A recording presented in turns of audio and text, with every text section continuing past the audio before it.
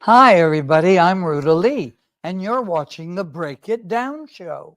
How fun is this? This is such a delight. I want to spend a second thanking you because you put up with me setting everything up in your house. I love doing these in-home things because, I sort of become your guest in a way, right? And it's a neat dynamic when you're going to talk to somebody about whatever it is they're talking to. And your house is iconic. It's incredible. And so thank you for having me. And you have to know what a delight this is. Like, it's absolutely over the moon for me. How very kind of you. Thank you. We're here to talk about the Thalians, right? And this is what you guys do, is you recognize certain people. And this year's person, I believe, is Neil Sedaka. So can we talk about that? And then Neil Sedaka, gosh, what took you guys so long? Well, we have been around a while. Yeah. 70 years, just about, we're celebrating. And when we say the Thalians, not everybody understands what I'm talking about. And the Thalians was a group that was put together by a group of young actors, dancers, performers, and people in allied fields, costumers, makeup people, producers, writers, directors, who got tired of being called hard-drinking, pot-smoking, sex-minded idiots that had nothing to contribute to society. They said, we get around and hang out together and sing around the piano and have a few drinks. Why don't we put a show together and sell tickets and raise money for a charity? And that seemed like a very good idea, a very charitable idea. So they sent out Jayne Mansfield and Mamie Van Doren, two of the largest bra sizes in the world, to find a good charity. And they came back to the next meeting and said, well, all the major diseases have been taken. And we said, okay. They found a doctor who was dealing with emotionally disturbed children, whom he described as a rotting apple in a barrel. And he said, if that apple isn't taken out and cut out and healed, it's going to affect the whole barrel, meaning the whole community. So we took on the problem of emotionally disturbed children. Mm.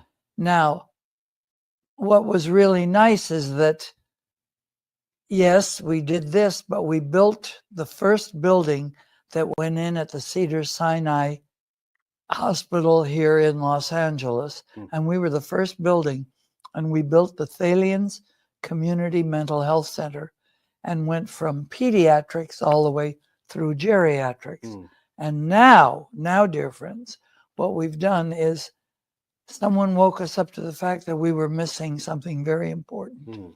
And that is taking care of our returning veterans.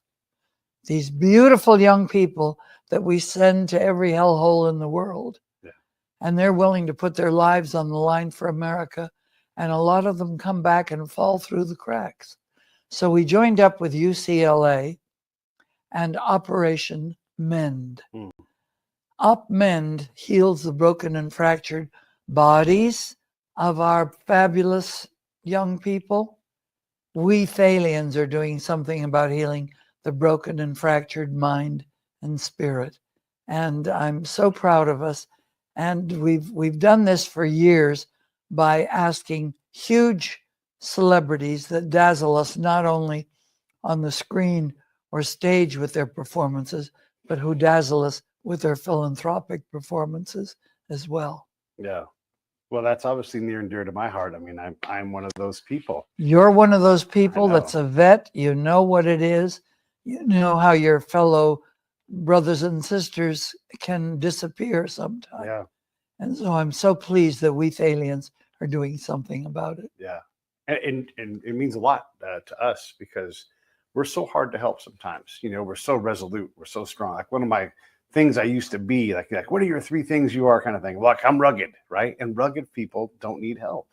Self-sufficient people don't need help. But it turns out like it's so important that we let these kind of things go and allow others to help us, because it not only helps us, but it also, you're talking about like you're helping your guys' desire to help us gives you something as well when you are able to help. Absolutely. And we're not just helping the individual that has the problem, but the individual's family that has to live with the problem. Mm. Yeah, I know of a soldier, a sailor in this case, who went on a mission he didn't have to go on. He got deployed, and he was an EOD. He's a bomb tech, and the bomb blew up when he was there. And again, it wasn't his turn to deploy, but someone else was having a baby or something like that. And so, like all of us, stood up. Who better than me, right? And it made him a quadriplegic, took his voice away. He's got a whole bunch of young kids. He's young. And look, from our point of view, he's super young, right? But they'll always need help. And the family especially will just need it, because it's hard to take care of someone that's bound to a wheelchair. It's hard to keep, and I was talking to his wife, because he really can't speak for himself. He struggles to want to live because his life is so broken, and that takes, we do everything we can for that family, and they will never be right. Oh, it's so horrible. Can you imagine not having a voice box to be able to yell or curse or do whatever moves your spirit that moment? Oh, may God keep smiling on people like you who give a damn about your fellow man. Well, and likewise, you guys do a lot, and I appreciate that. It breaks my heart thinking about the Stacy family. It's just so hard, and they're just one of many. And right now, there's some veteran somewhere who thinks that there's no help, and I'm always desperate to reach out to those people, and say way before they need the help, like, hey, there's help everywhere. People. That's what your show is for, right? That's what our visit is all about. Yeah. When you talk about the Thalians mission and it evolves into the veteran space, are you guys going to stay here for a while? Will there be a mission complete moment, do you think? Or what? You tell me when there's going to be a mission complete. If it isn't one problem, it's another, let's face it. Yeah. But I mean, for all those years that we raised millions and millions of dollars for mental health, we had not really thought about our veterans until someone came along and said, Ruta, listen. Yeah. People say, Ruta, you are forgetting something. And all the good that you're doing is wonderful. But our vets really need the help. Yeah. And they're the people that didn't ask to be injured, didn't ask to have PTSD, but it happens. Yeah. And so we have to help as best we can. Yeah. Right.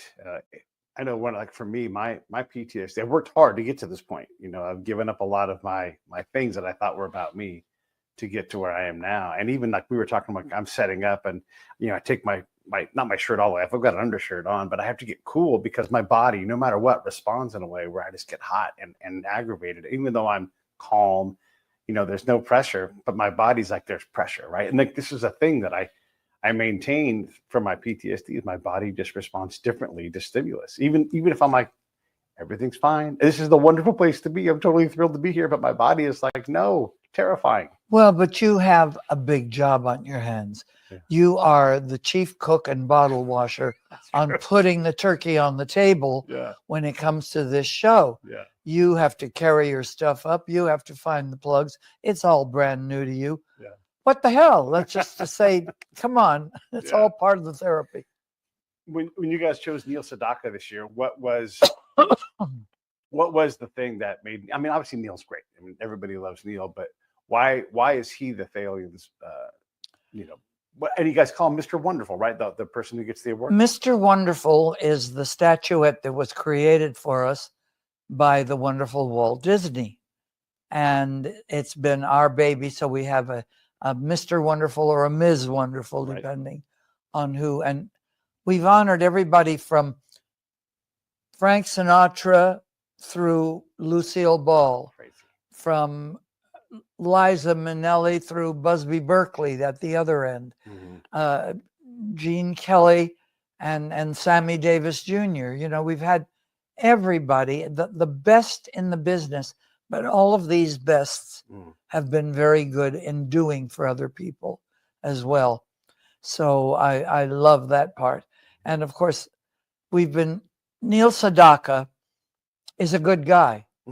Besides being bloody talented and a great performer and a great writer of songs, he is also a very good guy. Yeah. Recently, at my 90th birthday, I decided the only way to face that number was to work through it. So I did my show at the El Portal Theater and had some wonderful guest performers, Joanne Worley and my darling friend Ann Gillian, and Fritz Coleman came in. Wonderful people. And in the audience, he came that night, was Neil Sedaka. Yeah. And I looked out into the third or fourth row or wherever it was.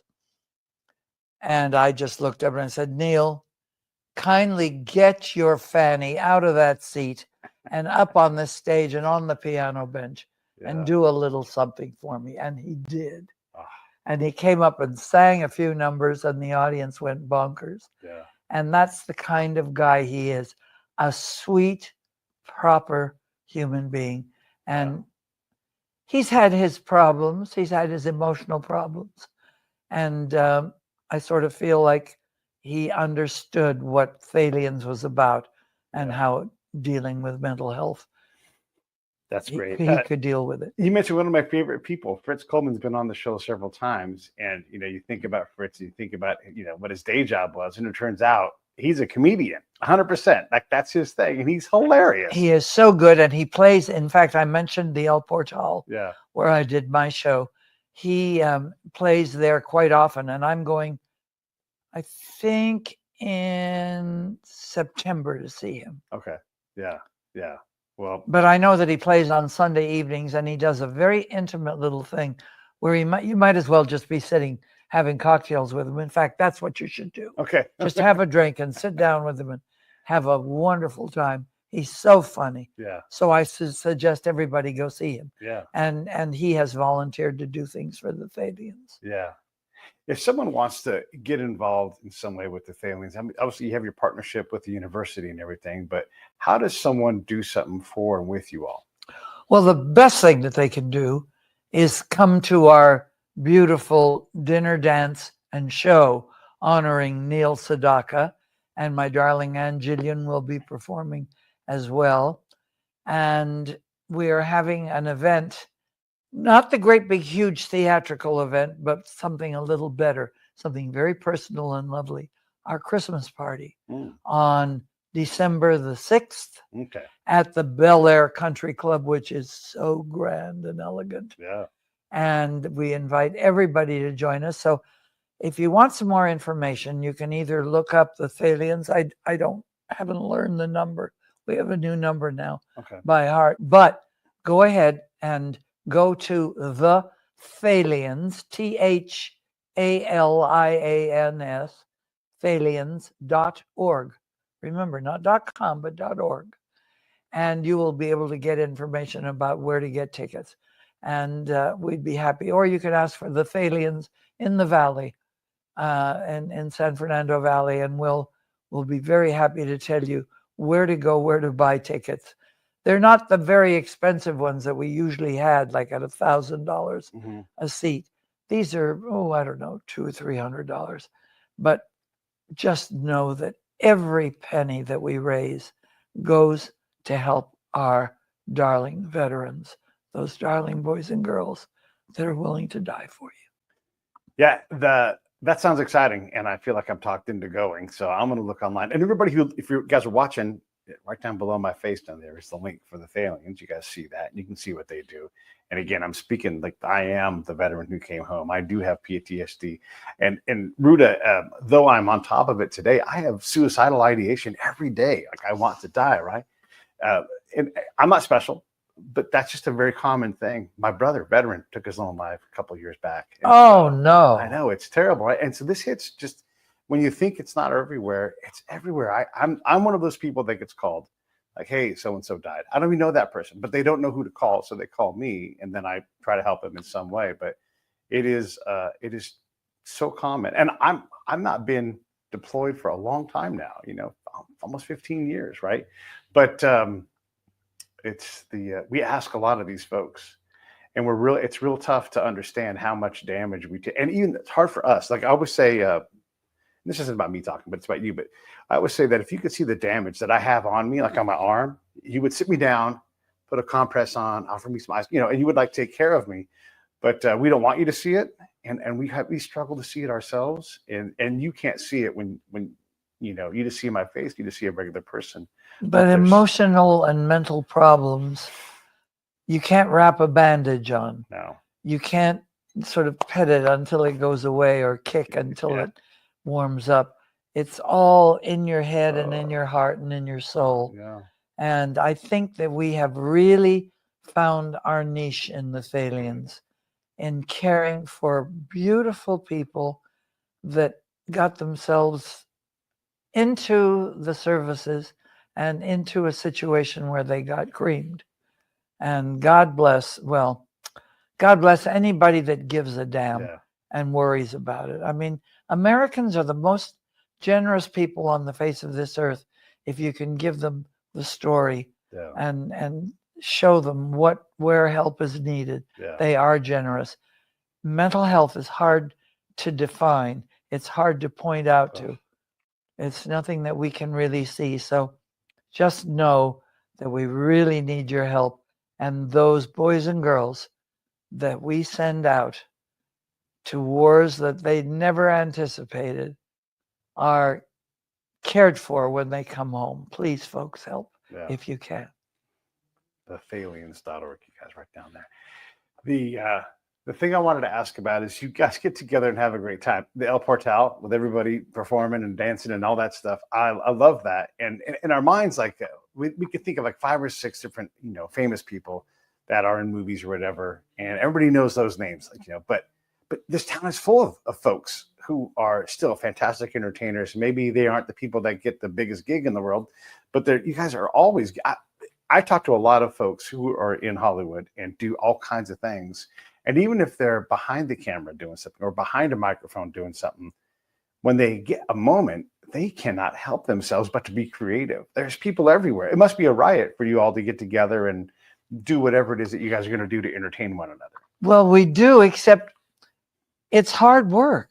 It sounds like great fun, and that's the whole point. Yeah. That's the whole point of being in show business, is to make it look easy and charming and delightful for everybody. Yeah. But it's hard work. Yeah. It's hard work to figure out who of the 1,500 people needs to sit here and who sits there and who sits there. And does this one love that one? No. Hard to put a show together. And it's very hard to get this generation of young people are a little different than those of us that were brought up understanding and appreciating what vaudeville was, what silent movies were, what all of the start of the past was. This generation does not have, please realize I'm making a very broad statement. Sure. And there are wonderful people that are very willing to do stuff out of the young generation. But a lot of them have not got the feeling I've been so blessed, I've got to bless back. Yeah. You've got to get through their manager, their agent, their hairdresser, their masseuse, their somebody, their exercise person to get through to them. And it's usually no, because there's no money involved. Everybody works for nothing. Yeah. And when you get through to the star themselves, you get, yes, I once tackled somebody in the ladies' restroom. I said, you and your husband, we need you, blah, blah, blah. And I made the pitch and it worked. But if I had gone through the agent and the manager, I wouldn't have had them, because you have to get to the person. Yeah. And I'm saying that the young people today are not of the same ilk that a Debbie Reynolds was, or that everybody that came, Frank Sinatra, Dean Martin, Bishop, they all came through for me. Right. Do you worry about the next generation of Thalians then? I mean, all of these clubs, Lions, Kiwanis, all of them, they all struggle to bring young blood in.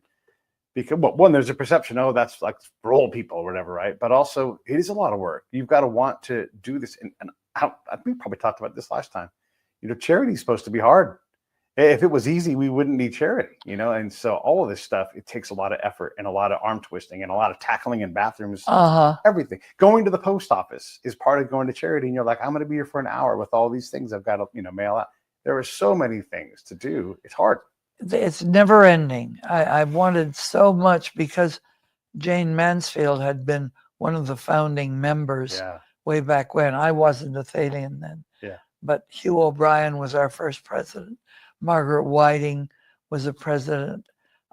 Debbie Reynolds, Donald O'Connor. Yeah. And then I came in, and I've been either president or chairman of the board for the last 40 years. Wow.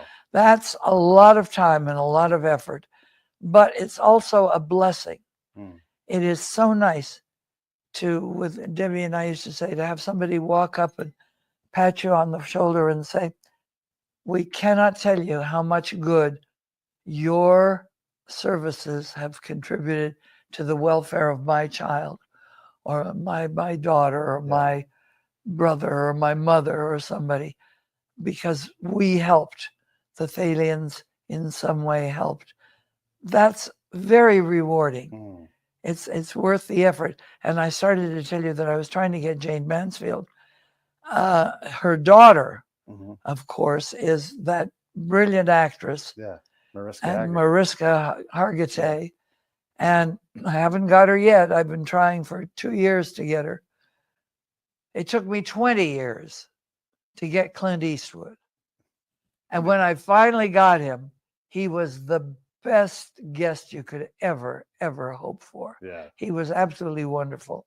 And Shirley MacLaine came and performed because she loved him so. Yeah. But think of what we could do with Mariska Hargitay and her mom being a founding member. Yeah.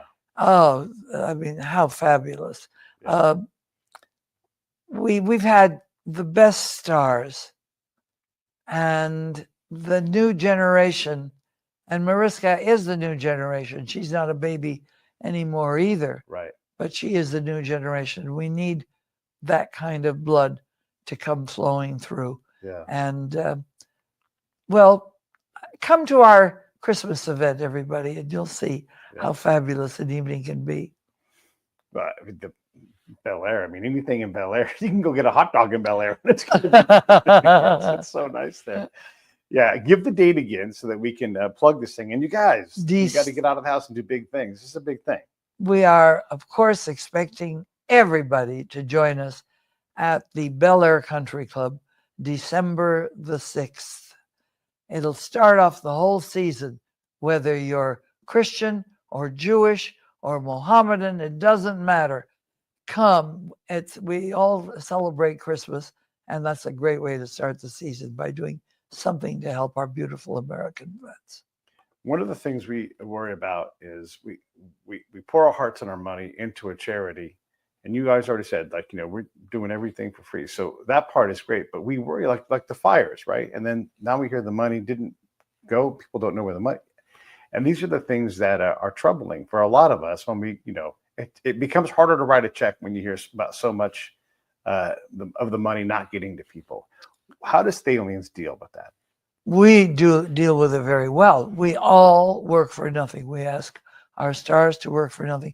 Clearly, we can't have our musicians for nothing, right? Because the union is pretty well set. Yeah. And of course, we have to pay the hotel for the food and the liquor and all of that. But when it comes to the performing, the costuming, the everything, it's free. And it's great. I always tell our stars, you don't have to do a bloody thing, but show up, smile at your friends and fans, sit and watch a show that's dedicated to you, and that's it. And if you feel like making a contribution, more power to you. Yeah. That's even better. But the freedom that we have in America is so worth fighting for. And our young men and women that we send out all over the world are doing exactly that. So we have to support them. Yeah. And I just love, when I talked about Clint Eastwood, his birthday follows mine by one day. Okay. And I said to him, Clint, this is after 20 years of trying to get him. My birthday is coming up. May 30th is my birthday. You give me the present of a lifetime and be our guest. And he said, you give me the present of a lifetime for my birthday and tell me I don't have to come. But he came and he was wonderful. Yeah. That's what we want to hear, and so many of the folks, even when we're hard on the younger generation, they're trying to do things. They are conscious in this way. Maybe they have a different way of doing it now, but I agree with you. The best way, and here's what I've learned from talking to a lot of very famous people is, if you ask them, they're probably going to say yes. And if you say, hey, I tried to get a hold of you, but these people kept telling me no, like, no, why would they tell you that? And then they're always surprised. Maybe they're putting me on, but if you can get to, and that's why it's worth it. You get to someone, they're like, this is the most important thing to me. And they're desperate to help. They just don't know how, or they don't have access to how. And so, yeah, anybody who's thinking about helping, just ask, how can I help? You don't have to start a whole new charity. You can just help that charity. I mean, there's all kinds of things you guys need to do. But Please. Also, I think you don't necessarily have to be a problem to yourself and reach into your pocket if you can't afford it to support a charity. You can just smile at someone on the street. Maybe they're carrying a particular load that you don't know about, and they look sour and glum. And a smile or saying, hey, what a great outfit that is, or what a cute hairdo you've got, or what a fine car you're driving. It doesn't matter. Just raise their spirits. That's being charitable too. There are lots of ways to be charitable in life. Yeah. If you can afford to do it, give financially, because that's always the most needed. But if you can't give financially, then give of yourself.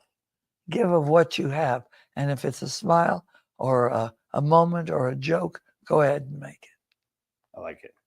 You are still doing this 40 years later. I mean, that says a lot. What wisdom can you give us about, I mean, you could have quit doing things a long time ago and nobody would have bothered you, right? So you do this because you want to do it. What can we learn? Like, what have you learned, and what can you teach us about what you have learned? Well, I have learned what we talked about, and that is that by giving, you get so much back. Yeah. And I don't mean that you get back in finances, but you get back in blessings.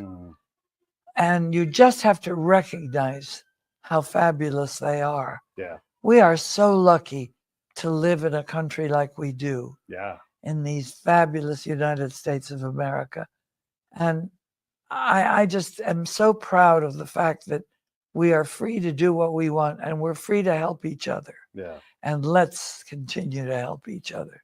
I write about it in my book, which, by the way, I am patting myself on the back shamelessly for having ever taken the time to write it.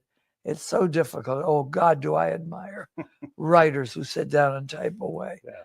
I didn't type. I talked, and somebody transcribed everything for me.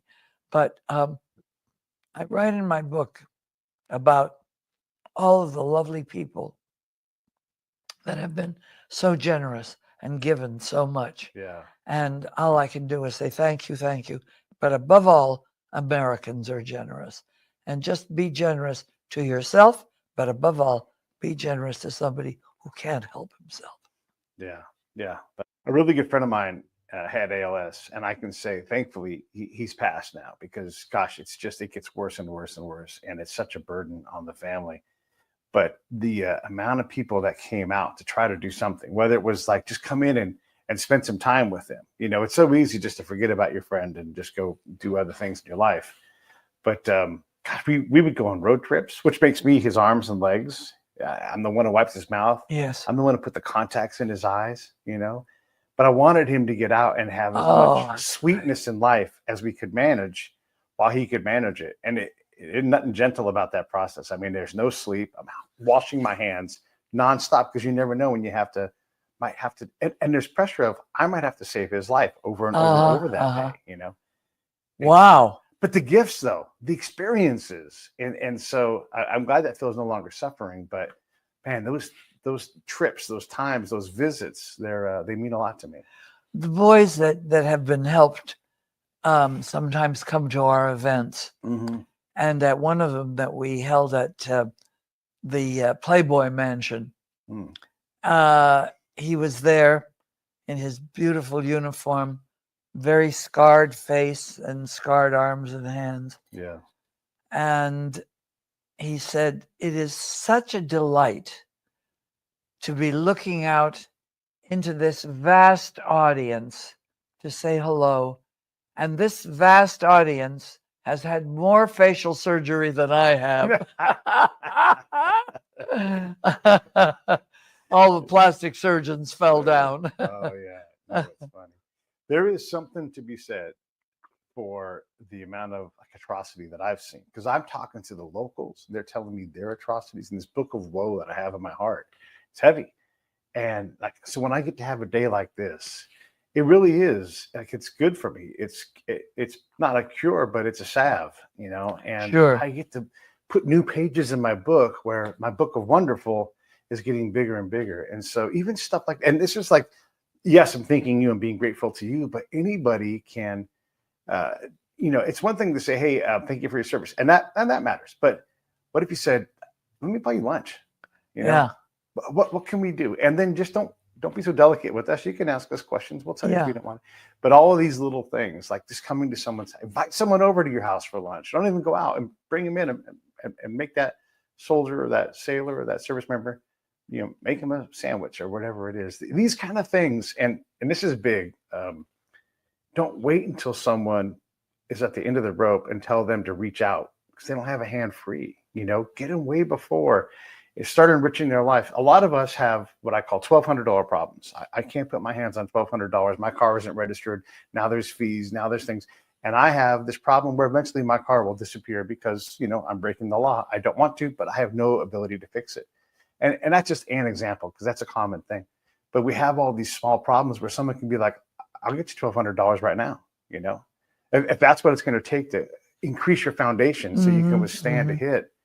It's stuff like that wears away at our mental health because we just give up on ourselves. That's true. And people are afraid to ask. Yeah.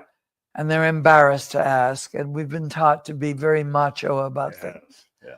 And it's all BS. We should, the boys and the girls really should be able to reach out a little easier.